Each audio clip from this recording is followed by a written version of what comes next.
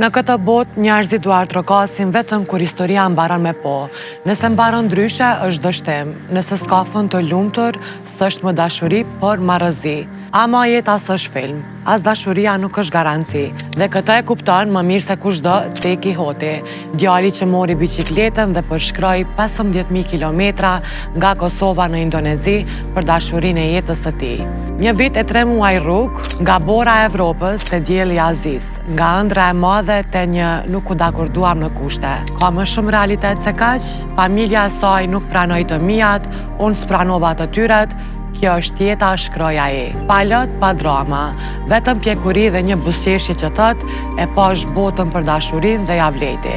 Në rrjetet sociale, një pjesë e quajti dështim romantik, të tjerët gabim i shekullit. Por ndoshta nuk është asnjëra. Ndoshta është fitore, ajo e vetme që s'ka nevojë për unaz për të qenë e vërtet. Sepse jo çdo udhëtim përfundon me puthje. Disa përfundojnë me një mësim, disa nuk të çojnë tek ajo që do, po tek vetja që se njeje më parë. Prandaj, herën tjetër që dikush udhëton për dashuri, mos pyet a e gjeti atë. Pyet a do ta kishe guximin ta bëj edhe ti.